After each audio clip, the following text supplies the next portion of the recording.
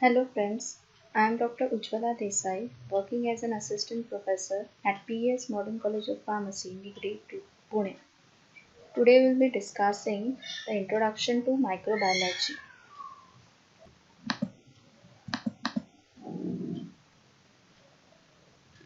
So these are the learning outcomes of today's chapter. Learners will be able to differentiate between different branches of microbiology. Learners will be able to understand the basis of classification of microorganisms. Learners will be able to differentiate between bacteria, fungi, algae, virus, and protozoa, and they will be able to define the role of microbiology in pharmaceutical industry. Now, what does this word microbiology means? This word is divided into three parts, that is micro, bio, and logy. Micro indicates the size of the organisms, that is in microns, that is 10 to minus 6 meter. Bio means living organisms and logy means study. So when you club up this word, it indicates study of living organisms whose size is in microns, which can be seen by microscope. This term was introduced by a scientist called as Louis Pasteur, who was also called as the father of microbiology. Microbes are present everywhere, that is in air, soil, water, living organisms, non-living organisms. Now, this microbiology term is very broad and it has sub-branches. The branches of microbiology is divided into two, that is pure sciences and applied sciences. Pure sciences usually include the branches which are related to the study of morphology of that organism.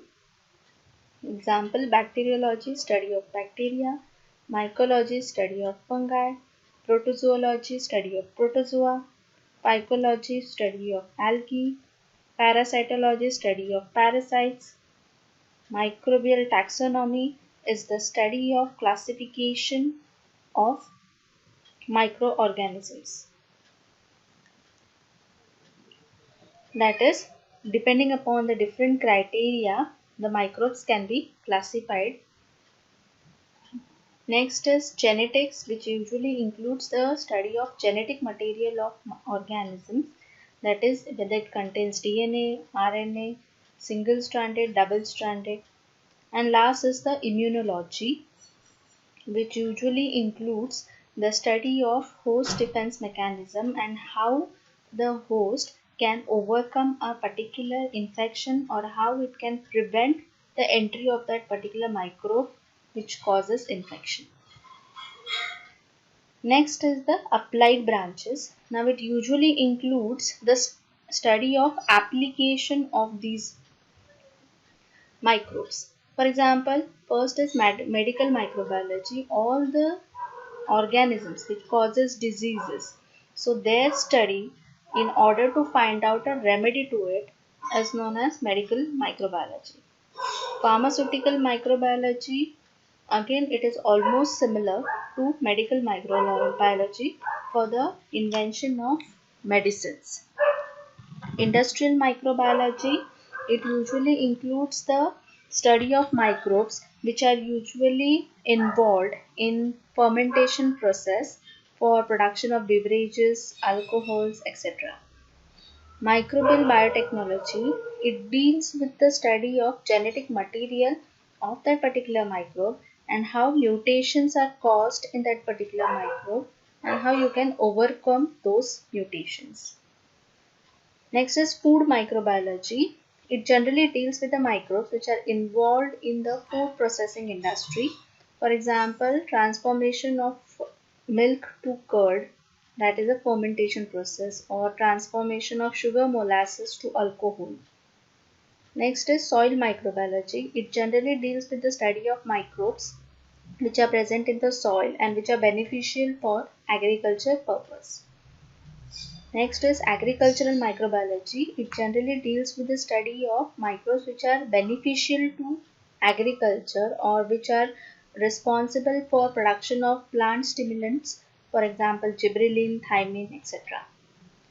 Next is aquatic microbiology. So the study of microbes which are present in water, that is in sea, rivers, lakes, etc., is involved in aquatic microbiology. Air microbiology, it generally deals with the microbes which are present in air. And last is epidemiology. It generally deals with the microbes which causes infections in epidemic form. Now we will see how these microorganisms are classified. So there was a scientist called as Aristotle in around 4th century BC. He first categorized the organisms into plants and animals. The ones which were non-motile were introduced into plants, and the others which were motile were introduced into the animals. Later on, in 1735, a scientist called as Carolus Linnaeus, he found out two kingdoms, that is Kingdom Plantae and Kingdom Animalia.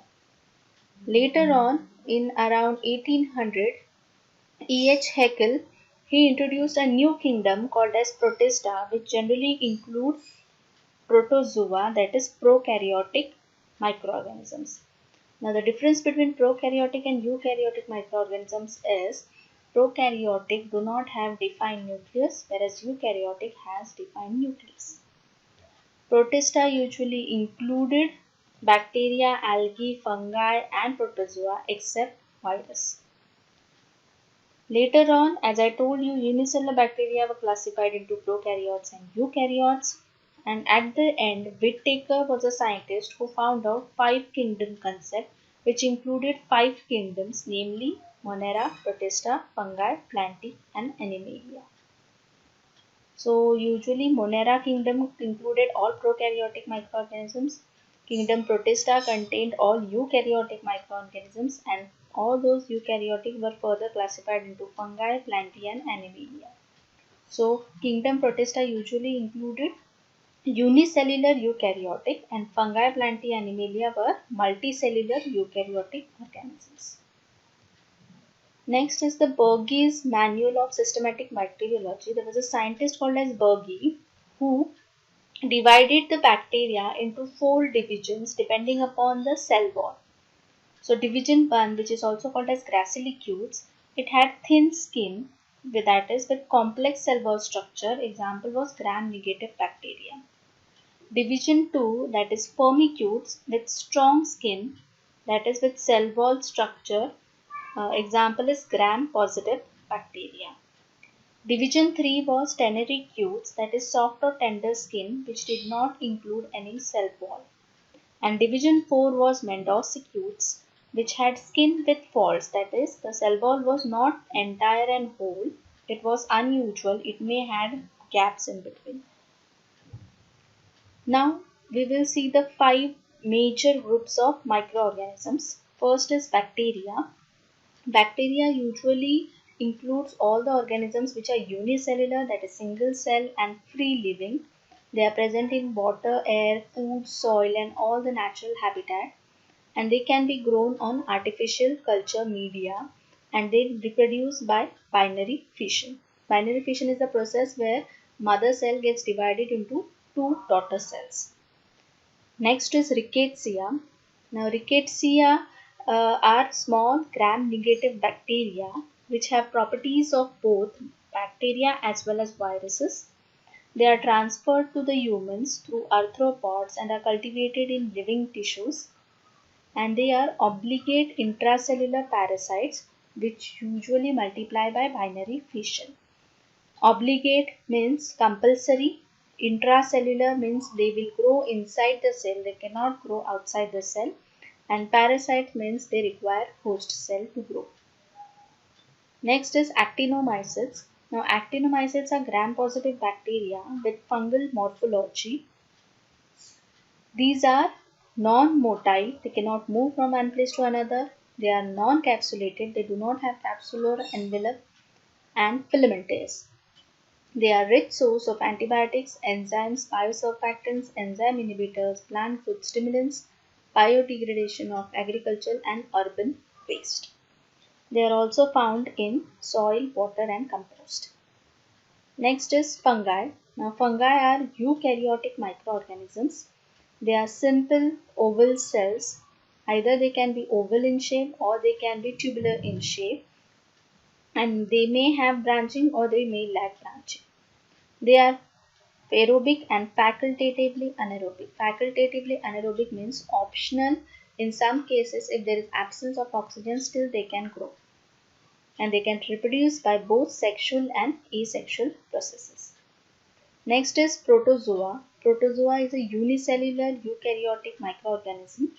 Its size ranges from 2 to 20 microns and it can be cultivated on lab media. These are also compulsorily parasites and they require large amount of moisture for growth and activity. That's why we observed that the protozoa usually grows in some rainy season and they can reproduce by asexual as well as sexual processes. Next is algae. Now algae are unicellular or multicellular aerobic eukaryotic microorganisms. They usually occur in aquatic environment. They contain chlorophyll and hence they are responsible for photosynthesis and they can produce their own food. They reproduce again by both sexual and asexual processes and they are also used as food supplements for consumption. Next is viruses. Now viruses are non-cellular small organisms. They are called as non-cellular because they only contain the genetic material in the form of DNA or RNA. No other cell organelles are present in viruses. For their growth, they usually use host cells cell organelles. They are around 10 to 100 times smaller than bacteria and they are intracellular parasites. They cannot go outside the host cell and they contain nucleic acid in the form of DNA or RNA and a protein cover in order to protect the genetic material. Now is the time to reflect and think. Consider this question: what are the applications of microbiology in pharmaceutical field? Just pause the video and write down your answers in the notebook. Once you are done, resume the video and continue. Now we will see the applications and scope of pharmaceutical microbiology. How these microbes play an important role in pharma background. First is production of antibiotics. So many antibiotics like penicillin, streptomycin have been synthesized from microbe Penicillium notatum, Streptomyces graecosus. So these microbes play a very important role in production of antibiotics. Then production of enzymes, vaccines, biosurfactants, alcoholic and other pharmaceutical products. Many enzymes like lipase, peroxidase are produced by enzymes. Vaccines, that is usually prophylactic vaccines, are produced by microbes. That is, you use usually live or attenuated strain of that microbe and vaccinate a particular individual as a prophylactic nature. Biosurfactants are the products or they are the usually waste metabolites produced by the bacteria or fungi and they have cleansing property. Hence they are called as biosurfactants. They are usually used more in leather industry. Then alcohols and other pharmaceutical products. Diagnosis of disease and treatment. There are many tests like ELISA, Vidal, which are used for diagnosis of diseases like HIV and typhoid. So in all these cases we usually use the antigen of that microbe, hence the microbe is required in that case. Next is treatment of industrial waste material. Now whatever waste material is usually introduced or produced by the industries is let down into the rivers and that may lead to pollution. In order to overcome that, there are microbes which can also degrade this industrial pollutants. Example is a bacteria called as Streptomyces lavandulae. It can degrade the metal like cyanide, which is very toxic and harmful to human beings. Next is plant growth promotion. There are many plant growth stimulants like gibberellin, thiamine, riboflavin which are required for the growth of plants. In addition to that, there are even bacteria like nitrogen fixing bacteria which provide nitrogen to plants. So all these microbes play a very important role in agricultural industry and for growth of plants. Next is sterile product preparation. So obviously when you go for production of sterile product, it is important that you keep the environment clean, that is you maintain the aseptic conditions, and hence in order to ensure whether the aseptic conditions are maintained or not, for that purpose these microbes are required. Next is sterilization. So as you all know, there are many methods available for sterilization like physical, chemical, gaseous, radiation, etc. So whether to just inform or to ensure that the process is going on right or not, there are many indicators which are known as biological monitors, where you use the microbe itself and see whether the process, by that particular process, that microbe is getting killed or not.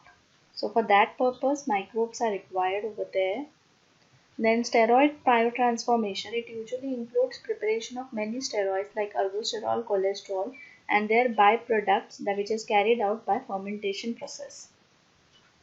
Next is identification of microorganisms. Now whenever there is new entry of microbe, so its identification is very important depending upon its characteristics, so that we can find out a solution to it or remedy to it. Next is testing of pharmaceuticals. Now what kind of pharmaceuticals are tested before preparation? Obviously raw materials and finished products both are to be tested for microbial contamination. Next is microbiological assays of antibiotics. Whenever we are preparing any antibiotic, then it is necessary that you carry out this microbiological assay in order to ensure the potency of that antibiotic and to find out the purity of that antibiotic. Evaluation of disinfectants. Now there are many disinfectants available in the market, so in order to ensure that which disinfectant is more potent and in smaller concentration it is showing more activity, that can be evaluated with the help of evaluation process by using microbes. Antimicrobial preservative efficacy testing. So whatever antimicrobial agents are available, in order to check their efficacy, it is important to ensure that that particular antimicrobial agent is working against the particular microbes. Next is endotoxin testing. Now endotoxins are, in layman language we call them as eggs of bacteria. Now endotoxin, it is important to ensure that that endotoxin is not causing fever or any inflammatory responses in that human or other host cells, and if it is, that is to be ensured by this process. Test for support of the sterility assurance system. Now, if you are carrying out a sterile product preparation, then it is important to ensure that the area in which you are carrying out this process is sterile enough. That is, if you are carrying out the sterility testing of a product and you are carrying out that process in an open environment, then there are high chances that the microbes which are present in the open environment may contaminate the product, and whatever results you will get, that is not due to the non-sterile product, but that is due to the contamination in the environment. So it is very important to ensure that whatever process you are carrying out, that is to be done in aseptic area, and that particular area is aseptic. So that can be done with the help of these microbes. Thank you.